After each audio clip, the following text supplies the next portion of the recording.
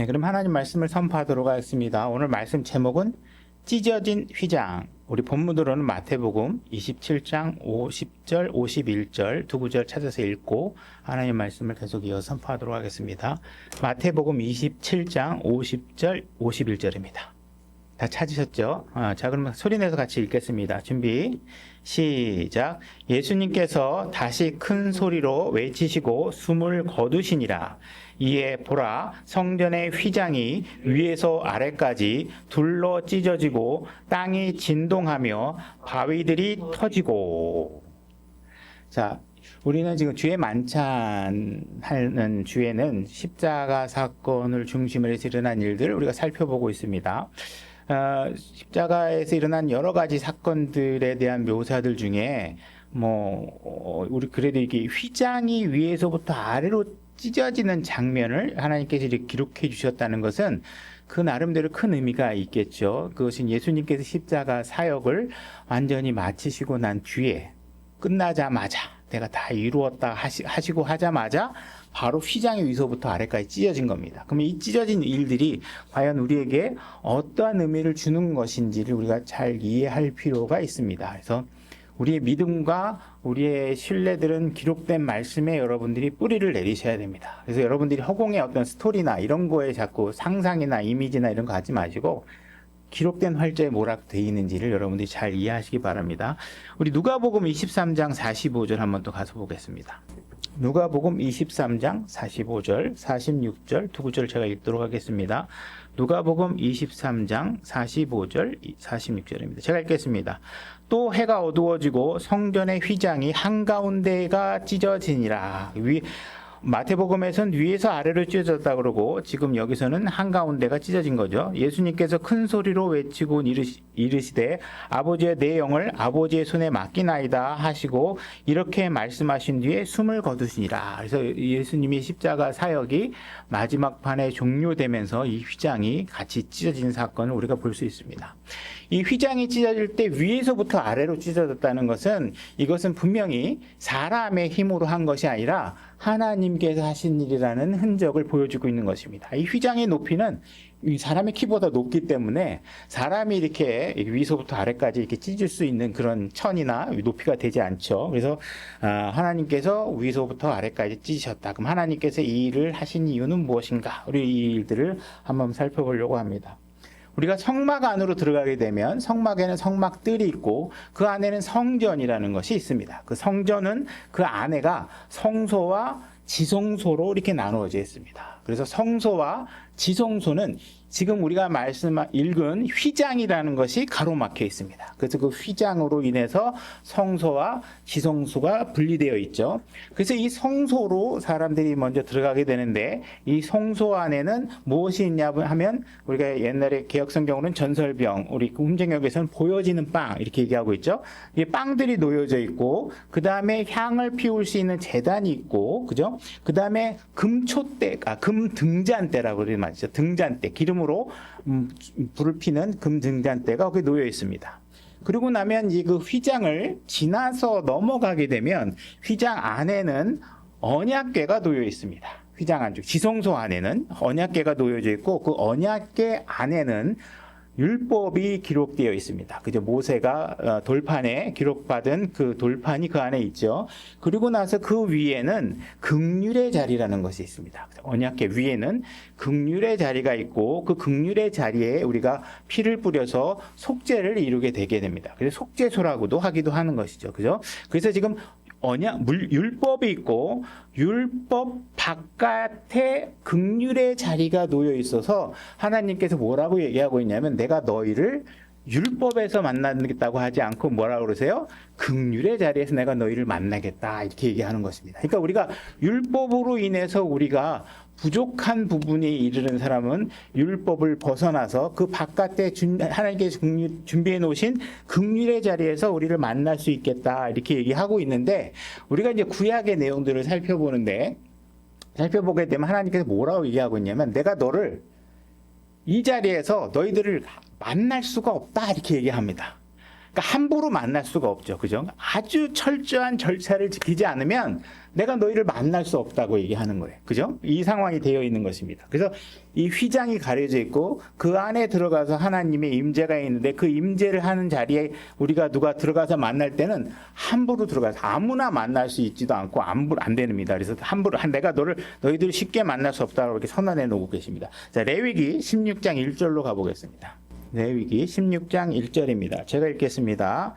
아론의 두 아들이 주 앞에 헌물을 드리다가 죽은 뒤에 주께서 모세에게 말씀하시니라. 아론의 자식들조차도 함부로 이 자리에 들어갔다가 어떻게 됐어요? 죽었어요. 그냥 아무렇게 막 들어가면 안 돼요. 그래서 죽어서 모세에게 말씀하시되 주께서 모세에게 이르시되 내 형 아론에게 말하여 그가 아무 때나 성소 안으로 휘장 안쪽에 궤 위에 있는 극률의 자리 앞에 들어오지 말게 하라. 그리하여야 그가 죽지 아니하리니 이는 내가 구름 가운데서 극률의 자리에 나타날 것이기 때문이라. 그런즉 아론은 어린 숫소를 죄의 헌물로 삼고 순양을 번제 헌물로 삼아 성소에 들어올 것이다. 하나님께서 아론은 들어올 수 있다고 얘기하고 아론은 대제사장이죠. 진짜 이 속죄죄를 제사를 지내는 데 있어서 하나님이 유일하게 가장 거룩하게 구별해서 나한테 들어올 수 있는 자격을 보여한 사람은 아론입니다. 그래서 하나님이 정한 아론이 아들이 난 아론의 혈통을 받았으니까 나는 들어가도 되겠지 이렇게 하나님의 말씀을 나름대로 자의적으로 해석해서 요만큼 0.1mm라도 여러분들이 각도를 비틀어가지고 뭔가 하나님 말씀 수행하면 뭐예요? 그냥 죽는 거예요. 그냥 죽는 거예요. 여러분들이 하나님 말씀을 대하실 때 이런 두려움을 갖고 계셔야 돼요. 여러분 성경에 기록되지 않은 거 마음대로 막 함부로 얘기하고 그죠? 하나님의 말씀을 내 자의적으로 해석해서 뭐가 될 것처럼 얘기하는 일에 두려워하셔야 돼요. 그 하시면 여러분 어떻게 돼요? 하나님이 진노하세요. 그죠? 마치 하나님을 뭐 너그럽게 뭐 우리 사람이 뭐 그럴 수도 있지 이런 식으로 하나님 말씀을 보시면 안 됩니다. 그래서 이 아론은 들어갈 때 어떻게 되냐? 너무 거룩하지 않기 때문에 자기 자신의 죄를 씻는 희생 헌물을 드려야지만 들어갈 수 있습니다. 그래서 지금 어린 숫소를 죄 헌물로 삼아서 순양을 번제 헌물로 삼아서 지성소에 들어가서 자기 죄를 속죄하고 그래야 주님을 만날 수 있는 거예요. 그리고 나서 그것만 갖고 되느냐? 다시 나와서 어떻게 해요? 다시 나와서 또 해야 되는데 4절 또 마저 읽어보겠습니다. 또 그는 거룩한 아마 속옷을 입고 살 위에 아마 반바지를 입으며 아마 허리띠를 띠고 아마관을 쓸지니 그죠? 이 주님을 만나는 일은 그냥 여러분들이 바캉스 나가는 그런 게 아닙니다. 뭐 편안한 캐주얼한 복장으로 소풍 가듯이 주님을 만나는 게 아니라 어떻게 돼요? 철저하게 아주 특별한 의복을 입고 특별한 절차를 거쳐야지만 주님을 만날 수 있는 거예요. 그죠? 이 구약에서는 정말 여러분들이 만약에 여기 구약인데 여기 교회 안에 들어와야 된다. 그러면 그 복장부터 진짜 엄청나게 까다롭게 지키지 않으면 불가능한 일이죠. 그게 지금 휘장을 갈라져서 여러분들이 그럴 필요가 없이 지금 담대하게 들어올 수 있는 것이죠. 뭐 그거하고 1대1로 매핑을 할 수는 없지만 하나님을 만나는 일이 정말 그 당시는 어려웠던 거예요. 그래서 정말 특별한 방법으로 정해진 복장을 입지 않고는 안 된다는 것이죠. 그죠? 대제사장일지라도 충분히 의롭지 않기 때문에 내가 정해진 절차에 따라 하지 않으면 안 된다. 이렇게 얘기하고 있는 거예요. 그 다음에 이제 이 제사장은 또 나가서 어떻게 해야 되냐면 백성들의 죄를 위한 속죄를 또 드려야 됩니다. 그리고 이 두 가지를 하셔야 돼요. 그래서 우리가 이 레위기 말씀을 통해서 일단 우리가 정리해 볼 수 있는 건 뭐냐면 하나님은 인간이 너무 죄인이기 때문에 의롭지 못하기 때문에 나하고는 분리되어야 된다. 내가 그들과 같이 할 수가 없다. 이렇게 돼 있는 거. 그들이 나한테 다가올 수가 없다. 그죠? 다가오고 싶으면 어떻게 해야 돼요? 희생헌물이 필요하다. 무언가 희생을 시키고 피를 흘려서 속죄제를 지어야 된다. 그리고 나를 만날 때마다 매년 나를 만날 수 있는데 우리가 아무 때고 막 수시로 만나는 게 아니라 정해진 날에 만날 수 있는데 그것도 매년 반복해서 이 일을 해야 된다. 이렇게 얘기를 하고 계시는 거예요. 그죠? 이 일은 반복해서 해야 된다. 한 번 했다고 되는 게 아니다. 이렇게 얘기하고 있는 것입니다.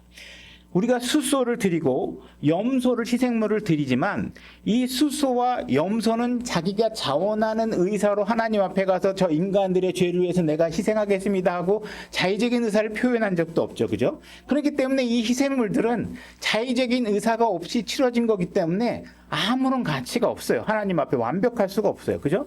이것은 아주 최소한의 격식으로 하나님이 인간과 만나기 위해서 절차와 이런 것들을 만드셔서 하나님은 뭘 가르치고 있는 거예요? 나중에 이 일을 위해서 자원하는 의사를 가지고 십자가를 향하게 된 구원자가 나중에 도래할 거를 교육을 통해서 가르쳐주고 있는 거, 반복을 통해서. 그죠?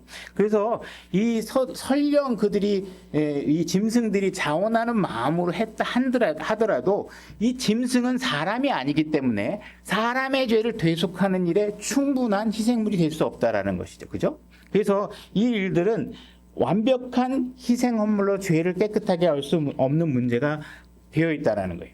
그 다음에 우리가 다 시간 관계상 다 읽을 수는 없어서 제 말로 요약하지만 16장, 레위기 16장을 나머지 읽다 보면 어떤 내용이 나오냐면 제사를 만약에 희생 헌물을 드리려고 하면 어떻게 되냐면 아론이 희생 제물을 드리고 기록 속죄제를 할 때 백성들은 전부 다 그 뜰을 밖에서 나가 있어요. 이 성전 바깥으로 다 나가 있어야 돼요. 만약에 희생 헌물을 드리는 때조차도 백성들이 만약에 하나님 눈에 띄게 그 성소 안에 들어와 있다. 그럼 하나님이 나는 그 안 받겠다는 거예요.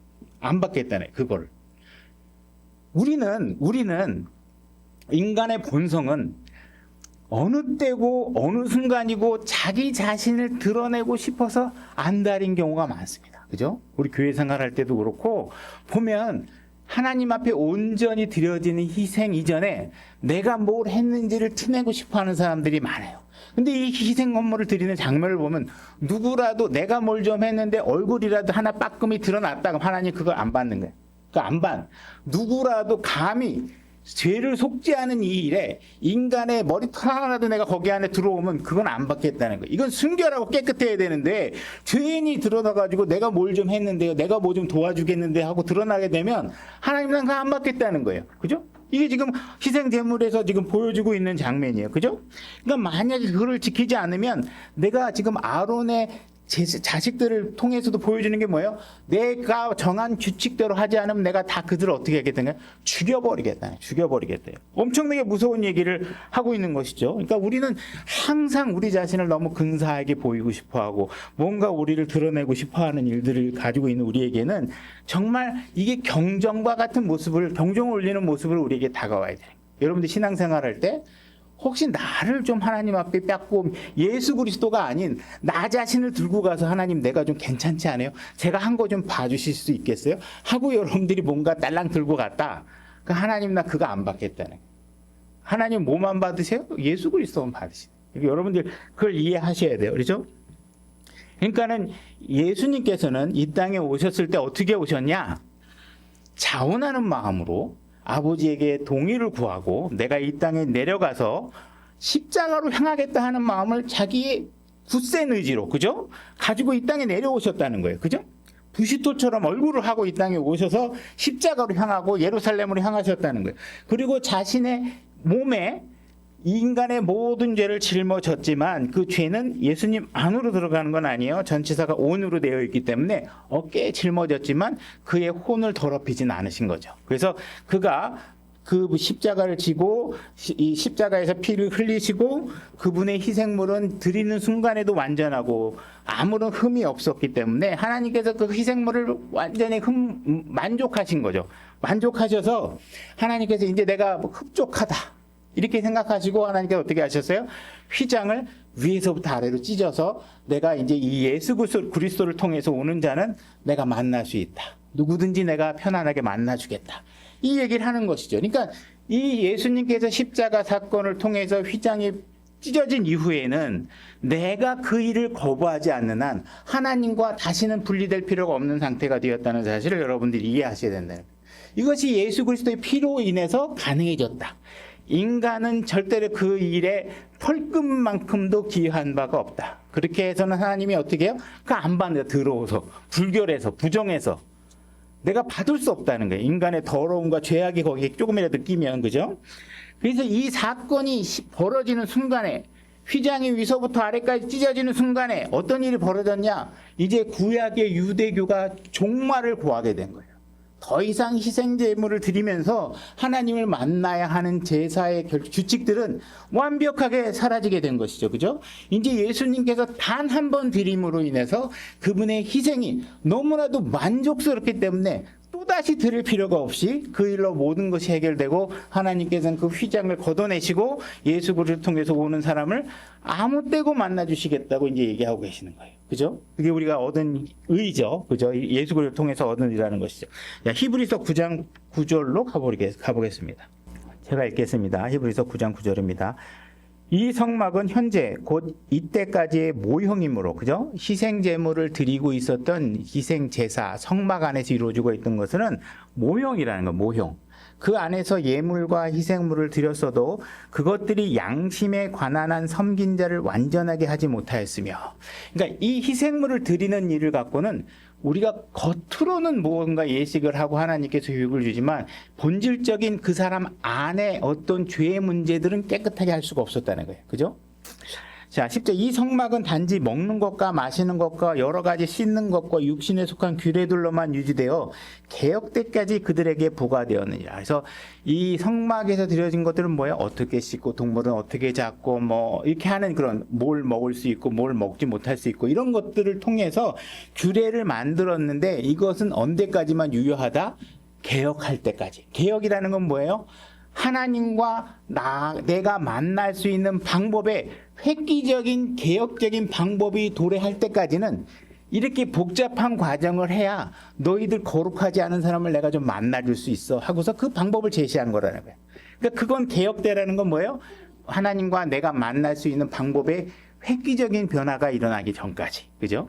그러니까 할 수 있다는 것이죠. 그러니까 옛날에는 희생물 가져와라, 뭐 희생 헌물을 드려야 된다, 피를 가져와라, 곡식을 가져와라, 뭐 이거를 행하라, 저거를 행하라, 씻어라 이런 것들을 했었는데 이런 것들로서는 어떻게 해요? 전혀 죄를 제거할 수 없고 우리 양심을 깨끗하게 할 수 없어서 우리가 여전히 죄로 나오는 거죠. 죄인인 상태로밖에 유지될 수밖에 없는 거예요. 그러니까 다음에 갈 때는 나는 여전히 죄인이고 다시 죄의 문제들을 다루기 위해서 이 절차들을 똑같이 해야 되는데 우리가 예수님께서 이 땅에 오심으로 인해서 우리는 예수님과 하나님과 우리가 만나는 방법에 획기적인 변화가 생겼다. 그게 개혁의 때가 도래한 것이다. 이렇게 얘기하고 있는 것입니다. 11절에 그러나 그리스도께서는 그죠?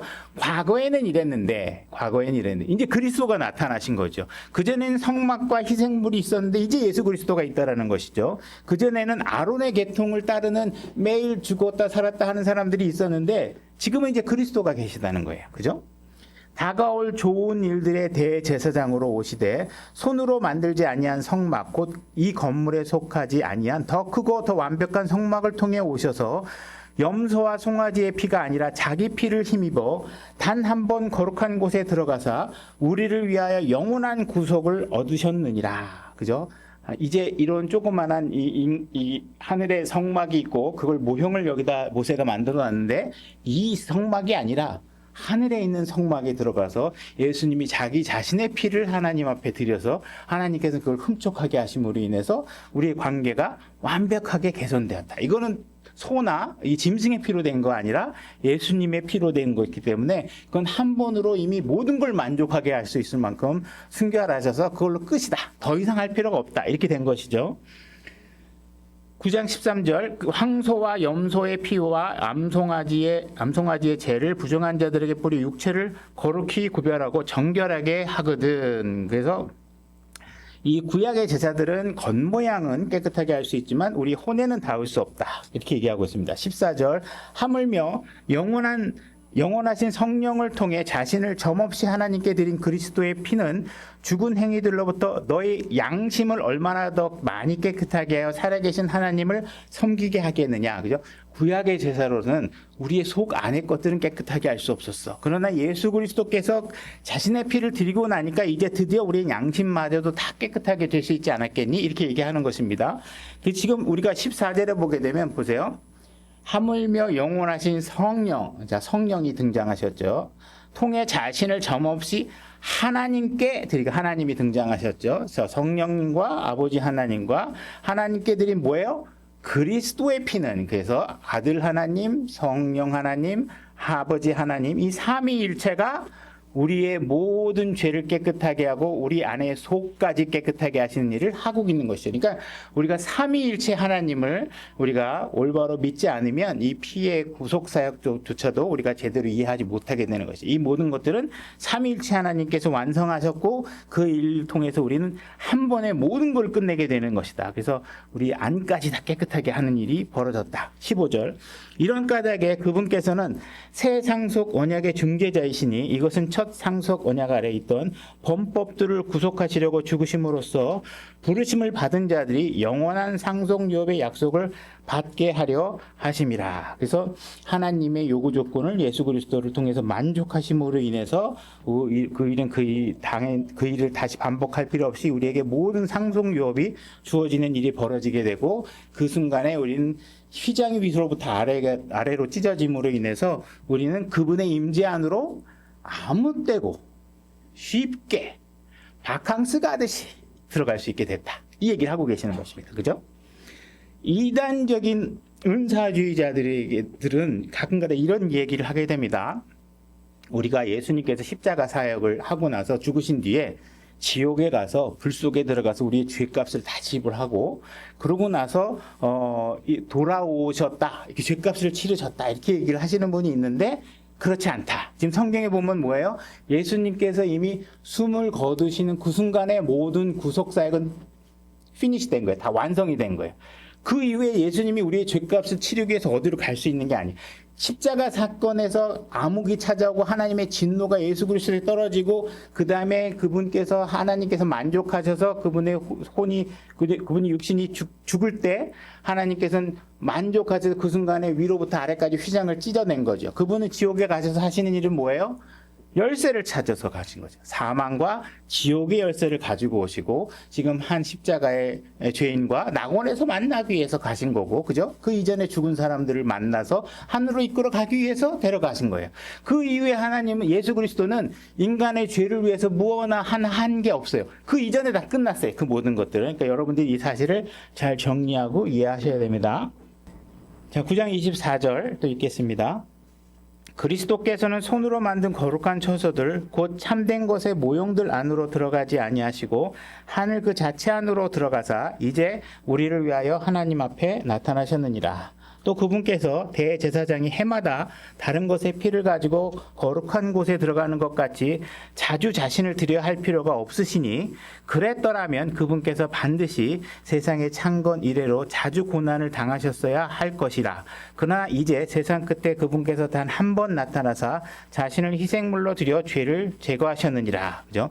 대제사장은 매년 다시 드려야 되고, 그죠? 그 대제사장, 과거의 대제사장은 인간이기 때문에 한 사람이 쭉 하는 게 아니라요. 그 사람 죽으면 다른 사람이 또 대제사장 되고 또 다른 사람이 대제사장이 되고 하는 식으로 반복되어야 되는데, 이거는 예수 그리스도께서 한 번 다 모든 것들을 드렸고 그분이 대제사장이 된 이후에 그분은 영원토록 계속 우리의 대제사장으로 계시는 것이죠.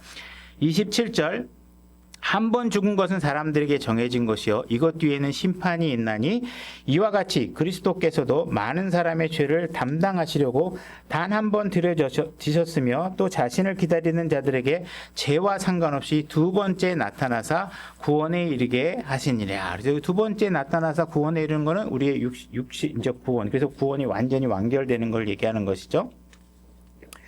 그래서 구약에는 대제사장이 피의 헌물을 드리고 자기 죄를 위해서 헌물 속죄제를 드리고 나와서 백성의 죄를 다시 드리고 그러고 나서 하나님의 임재 가운데 들어갔다 그 휘장에서 나오면 어떻게 돼요? 그 아론은 여전히 죄인인 상태로 나오게 되죠. 그죠? 그러나 예수 그리스도께서는 어떻게 하셨어요? 그분의 모든 것들을 희생물을 드리고 들어갈 때도 죄가 없으셨지만 나올 때도 어떻게 돼요? 죄가 없이 나오신 것이죠. 그러니까 이 희생물은 완벽하고 한번 드려짐으로 영원하고, 그죠? 이렇게 된 상태가 됐다는 것이죠. 그죠?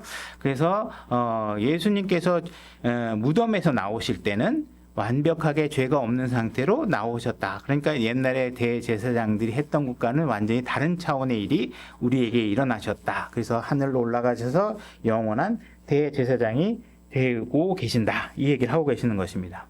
율법은 다가올 좋은 일들의 그림자를 가지고 있으나 그 일들의 형상 그 자체는 아니므로 그들이 해마다 계속해서 드린 그런 희생물을 거기로 나오는 자들을 결코 완벽하게 할 수 없느니라.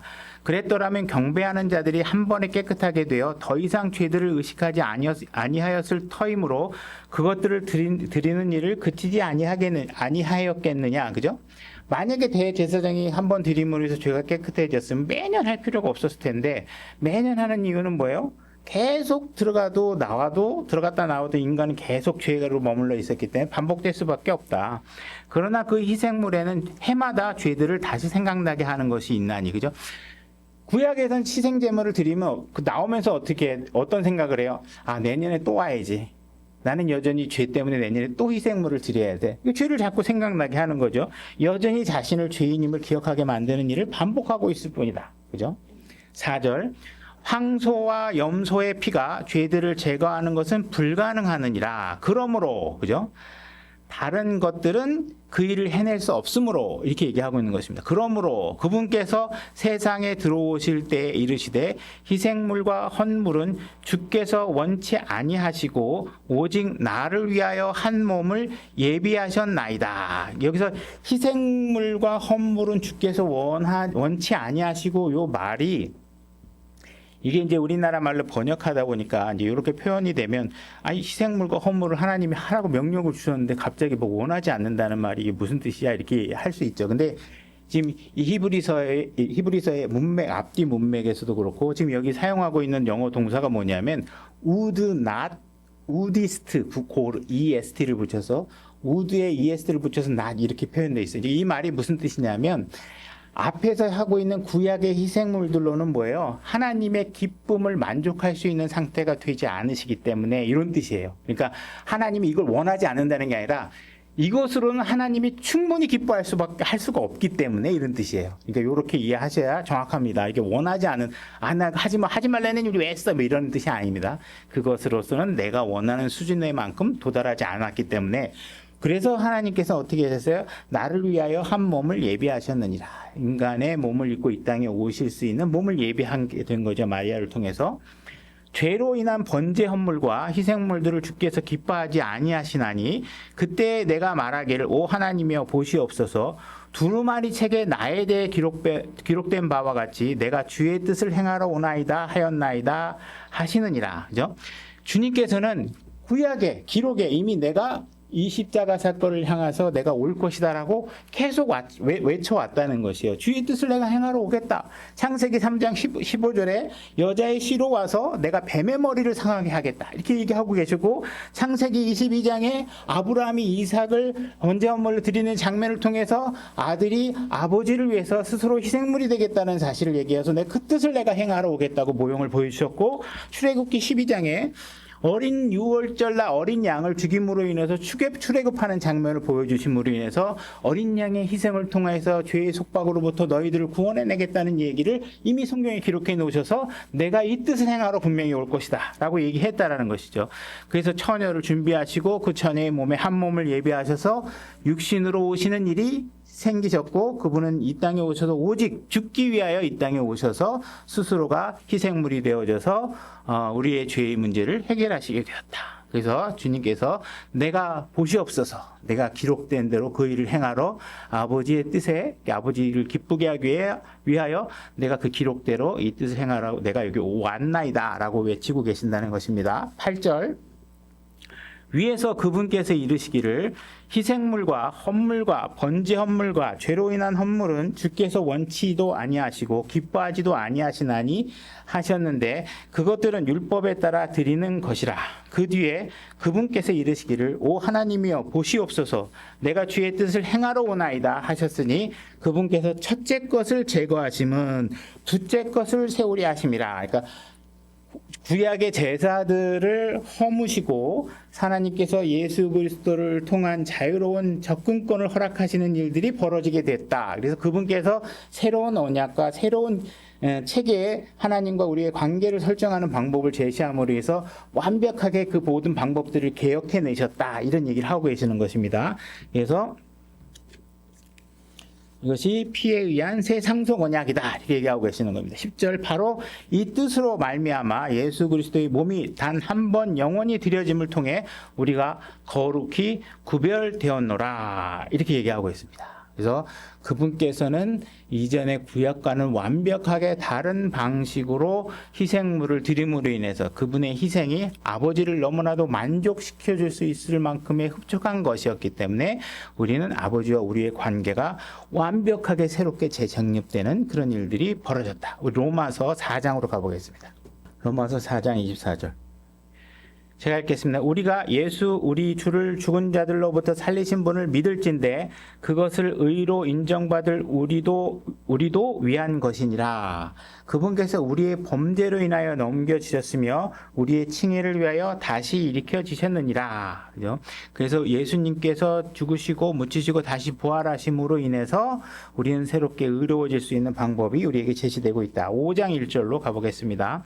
그러므로 우리가 믿음으로 의롭게 되어 우리 주 예수 그리스도를 통해 하나님과 화평을 누리는도다. 자, 이제 하나님과 우리 사이에 새로운 관계 정립이 되는 거예요. 이제 화평해질 수 있는 거죠. 그전에는 원수 관계였는데 또 우리가 그분을 통해 지금 우리가 서 있는 이 은혜 안에 믿음으로 들어감을 얻었으며 이렇게 되어 있습니다. 하나님의 영광의 소망을 기뻐하느니라. 그래서 예수 그리스도의 십자가 사건은 단지 우리의 죄를 사하는 일에서 머무르는 게 아니라 뭐예요? 우리는 하나님께 나아갈 수 있는 새로운 접근권을 얻게 됐다 이렇게 얘기하고 있는 것입니다. 그냥 하나님은 영원히 보기 어려운 분이야. 나의 죄의 문제 해결됐어요. 여기서 끝나는 게 아니라 그분과 친밀하게 교제할 수 있는 접근권이 우리에게 성립되어 있다. 이게 얼마나 감사한 거냐. 이것이 상징하고 있는 것이 무엇, 이것을 보여주고 있는 상징적인 장면이 뭐냐. 바로 휘장 위로부터 아래까지 하나님께서 찢어내시고 이제 그 지성소와 인간의 관계를 가로막고 있던 것이 완벽하게 제거됨으로 인해서 우리가 하나님께 나아갈 수 있게 되었다. 그죠? 아론의 아들들도 함부로 나갈 수 없었고, 그죠? 이게 그 엄청나게 어려운 방법이었는데 그냥 들어가는 게 아니라 절차적으로 옷도 어떻게 입고 맨살에 입어야 되고 뭘 입어야 되고 뭘 이렇게 할 수 있는데 지금은 어떻게 해요? 그냥 우리가 무릎 꿇으면 그 순간에 하나님 앞에 나갈 수 있는 거예요. 그죠? 주님하고 무릎 꿇고 부르면 아무 데서나 그분 앞에 임재 안에 나갈 수 있게 된 것이니 이게 얼마나 놀라운 일인지 여러분들이 아셔야 된다는 거예요. 창조주 하나님 앞에 우리가 쉽게 나갈 수 있다라는 거. 그죠? 이게 정말 놀라운 일이다. 여러분들은 그게 뭐야 할지 모르지만 인간 세상에 비춰봐도 여러분들이 청와대에 마음대로 들어갈 수 있는 권한을 얻고 있다는 것과 없는 것의 차이가 어떤지 여러분 한번 생각해 보세요. 그죠? 이게 굉장히 놀라운 거죠. 여러분 청와대 그냥 대통령 없는 청와대 한번 구경시켜준다 그래도 손 들고 가잖아요. 그죠? 지금은 지금 대통령이 있는데 그곳에 여러분들이 아무 때고 들어갈 수 있다고 그러면 그게 되겠어요. 24시간 내내 그분이 자는 데도 들어갈 수 있고 한다고 그러면 그게 보통이 아니죠. 지금 우리는 하나님을 아무 때고 24시간 어느 때고 내가 원하는 시간만 있으면 다 만날 수 있다라는 거예요. 그죠? 히브리서 4장 14절로 가보겠습니다. 그런즉 우리에게 위대하신 대제사장 곧 하늘들로 들어가신 하나님의 아들 예수님이 계신 줄 알므로 우리가 우리의 신앙 고백을 굳게 붙들자. 우리에게 계신 대제사장은 우리의 연약함의 감정을 몸소 느끼지 못하시는 분이 아니요 모든 점에서 우리와 똑같이 시험을 받으셨으되 죄는 없으신 분이시라. 그러므로 우리가 긍휼을 얻고 필요한 때에 도우시는 은혜를 얻기 위해 은혜의 왕자로 담대히 갈 것이니라. 이렇게 얘기하고 있습니다. 지금 주님께서는 이제 새로운 관계가 정립되었으니 어떻게 얘기하는 거예요? 담대하게 들어와라. 걱정하지 말고 들어와라. 내 앞에 마음껏 와서 얘기해라. 이렇게 얘기하고 계신다는 거예요. 그 사실을 알고 있냐는. 이게 그냥 엄마 아버지가 밥 먹을 때 잠깐 기도하는 거 보여주니까 아무것도 아니라고 생각하지 마시고 이 일을 성립시켜주기 위해서 주님께서 어떠한 고난과 절차와 어려움을 창세전부터 빈틈없이 준비해서 해서 여러분들이 얻게 된 권한이 뭐예요? 그분께 접근할 수 있는 권한이 그냥 막 생긴 게 아니라는 사실을 아셔야 된다는 거예요.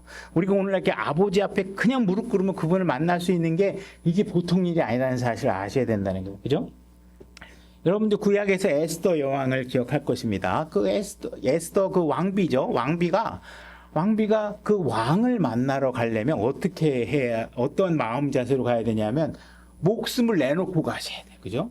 왕 앞에 딱 나갔는데 왕이 지팡이를 쟤 왜 왔어? 하고 딱 거꾸로면 어떻게 돼요? 그냥 그 자리에서 죽는 거예요. 그저 끌려나가 죽는 거예요. 그러니까 왕 앞에 나간다는 게 오늘날 이게 대한민국 민주주의에 살면서 아마 대통령 안보로 욕하고 그냥 막 나라님 마음대로 욕하는 게 이거 세상에 엊그제부터 있었던 일인지 여러분들이 생각하시면 안 돼요. 이 왕을 함부로 입에다 댄다는 건, 나라의 리더를 함부로 언급한다는 건 그분 앞에 나간다는 건 있을 수 없는 일이야. 과거에 왕권제도에서는 그게 있을 수 없는 일이에요. 그죠? 근데 그렇게 나갈 수 있는 그 왕 앞에 나간다는 게 얼마나 어려운 일인지 여러분들 알아야 된다는 거예요. 보세요. 출애굽시켜서 하나님께서 이 6월절 어린 양 사건을 통해서 그들을 구원해 내셨어요. 근데 그 구원한 백성을 만나기 위한 장소까지도 만들어냈어. 근데도 하나님은 어떻게 해? 그 백성들을 사랑하지만 함부로 만날 수가 없어. 그래서 그냥 철저하게 특정한 사람만 특정한 때에 특정한 방법을 통해서만 만날 수 있어요. 이게 과거의 왕권 시대 여러분들이 샀다면 이게 얼마나 어떤 일인지 이해가 됐을 거예요. 근데 지금 오늘날은 이게 뭐야? 왕이 함부로 욕할 수 있는 대상인데 이렇게 생각할 거예요. 성경적 입장에서 이 일은 보통 일이 아니라는 거예요. 그래서 그 당시에 만날 수 없다라는 거예요. 왜? 우리가 너무 거룩하지 않아. 하나님은 너무 정결하셔서 우리를 함부로 만날 수가 없어요. 그죠? 근데 지금은 어떻게 해요? 더러워졌으면 걱정하지 말고 나한테 와라. 그죠? 문제가 있으면 걱정하지 말고 아무 때나 들어와. 24시간 개방돼 있어. 그죠? 뭔가 네가 씨름하고 있는 문제가 있으면 혼자 고민하지 말고 그 문제 갖고 나한테 와. 내가 같이 그 문제를 해결해 줄게. 이렇게 얘기하고 계시는 거예요. 그러니까 구약과 지금 신약이 얼마나 하나님을 만나는 방식이 완벽하게 바뀌었는지를 여러분들이 아셔야 된다. 그게 어떻게 이루어졌어요? 예수님이 십자가 사건 때문에 이루어졌다는 거예요. 그것은 여러분들이 죄의 속죄뿐만 아니라 하나님을 만나는 방식까지도 완벽하게 다르게 만들어 놓고 우리에게 제시하고 계신다는 거예요. 근데 오늘날 많은 사람들이 여전히 유대인의 관습 속에서 여전히 희생 제사를 드리고 있는 사람들이 있다는 것은 정말 어리석은 일이라는 것이죠. 히브리서 10장 11절. 히브리서 10장 11절. 제사장마다 날마다 서서 섬기며 자주 같은 희생물을 드리되 그것들은 결코 죄를 제거하지 못하느니라. 그죠? 십자가 사건이 일어나는데 유대인들은 여전히 동일한 방법으로 아무 죄도 제거할 수 없는 희생제사를 계속 지내고 있는 거예요. 그죠? 예수님께서 지금 완벽하게 새로운 방법을 제시하고 있는데 지금 한 번 해서 해결될 수 없는 일들을 계속 하고 있는 거예요. 오늘날 침례교회 목사들조차도 자꾸 사람들에게 이런 구약의 행위들을 요구하며 사람들에게 방향을 잃게 만드는 목사들이 있다면 다시 한번 생각해 볼 필요가 있겠죠. 헌금을 하지 않으면 구원을 잃어버릴 수 있는 것처럼. 그죠? 목사에게 함부로 대하면 구원을 잃어버릴 수 있는 것처럼. 예를 들어서, 그죠? 뭔가 이렇게 사람들에게 올바른 길이 아닌 다른 방법으로 사람들을 협박하거나 이렇게 위협하거나, 그죠? 지금도 계속해서 미사라는 형식을 통해서 계속 희생 업무를 드리는 방법들을 계속 제시하고 있는 교회가 있다라든지 이런 것들은 예수님께서 우리에게 이뤄놓으신 이 혁신적인 방법을 이해하지 못하고 있기 때문에 그 일을 행하고 있다는 사실을 아셔야 된다는 거예요. 그래서 만약에 여러분들이 매일 희생물을 드리고 헌금을 열심히 하고 교회 멤버로 등록을 했다 그래도 여러분들이 예수 그리스도가 제시한 방법으로 그분을 온전히 신뢰하지 않는다면 여러분들은 어떻게 돼요? 죄 가운데 죽게 되는 것이에요. 그죠? 여러분들은 예수 그리스도를 통해서 그분이 제시한 방법대로 아주 심플하게 하면 되죠. 이 방법은 너무나 좁지만 너무나 심플하죠. 예수 그리스도를 통해야 된다는 방법은 너무나 제한되어 있지만 그건 뭐예요? 여러분들이 그분 앞에 죄를 고백하고 그분이 구원 사역을 믿으면 되는데 인간이 너무 교만해갖고 자꾸 그 구원조차도 자기의 교만과 자기 의를 끌고 지나가려니까 안 들어가죠. 아는 건 많은데 실질적으로 그분이 요구하는 영광에 이르는 거룩함을 내가 만큼의 겸손함으로 그 일을 이뤄내지 못했다면 여러분들이 교회 안에 많은 지식을 갖고 있더라도 여러분들이 구원에 문제가 있을 수도 있는 거겠죠. 그죠? 여러분들이 이 사실을 잘 이해하셔야 된다. 12절. 10장 12절 오직 이 사람은 죄들로 인해 한 희생물을 영원히 드린 뒤에 하나님의 오른편에 앉으사 그 이후부터 자기 원수들이 자기 발받침이 될 때까지 기다리시느니라. 그분께서는 거룩히 구별된 자들을 단 한 번 헌물을 드림으로 영원토록 완전하게 하셨느니라. 그죠? 여러분들이 이 하나님의 말씀을, 이 성경 기록을 하나님의 말씀으로 정말 믿고 있다면 논쟁거리나 따지거나 의심하지 마시고 하나님께서 왜 그 말씀을 기록하고 계신지, 우리가 그 말씀에 어떻게 순종해야 하는지, 그래서 그 말씀으로 인해 내 삶이 매일같이 그 영광에 이르도록 여러분들의 삶을 자꾸 개선하려고 노력하는 일에 매진해야 된다는 것입니다. 자꾸 여러분들이 종교적인 속삭임에 여러분들이 속지 않도록 준비하셔야 되고, 여러분들의 마음 허공이나 목새에 뜬금없는 스토리에 매몰되어 있지 마시고 기록된 활자 속에 그분이 기록해 놓으신 말씀에 근거를 두고 여러분들이 믿음을 갖도록 노력하셔야 된다는 것입니다. 그죠? 그래서 빈 무덤이 있다라는 사실은 분명히 역사적 사실입니다. 그죠? 휘장이 찢어진 것도 다 역사적 사실입니다. 그래서 만약에 어떤 사람들이 이거는 지진이 일어나서 찢어진 거 아니야, 뭐 이렇게 얘기한다면 어떠한 지진도 천을 찢는 지진은 존재하지 않습니다. 이 성전은 그대로 형태를 유지하고 있었죠. 오직 천만 위서부터 아래로 찢어졌습니다. 진동이 있었지만 그건 진동 때문에 찢어진 게 아니라는 것이죠. 하나님께서 분명히 위로부터 아래까지 찢어 놓으신 것입니다. 그래서 우리가 이제는 대제사장 외에는 들여다볼 수 없었던 공간, 대제사장조차도 삐끗하고 올바른 방법이 아닌 방법으로 들어갔다가는 죽을 수밖에 없는 그 공간을 여러분들이 지금은 이제 너무나도 쉽게 접근할 수 있게 되었다는 사실을 이해하시고, 우리가 십자가 사건 이후에 우리가 얻게 된 유익이 무엇인지를 잘 이해하시고 하나님 앞에 감사드리고, 그죠? 여러분들의 신앙생활에 오늘의 스토리들이, 오늘의 설교가 큰 유익으로 작동하셔서 하나님 앞에 나갈 수 있는 일들을 주저하지 마시고, 여러분들이 해결하려고 하지 마시고 그분 앞에 나아가서 여러분들의 문제를 내놓고 올바른 신앙생활을 할 수 있게 되기를 원합니다. 오늘 말씀 여기까지 하도록 하겠습니다.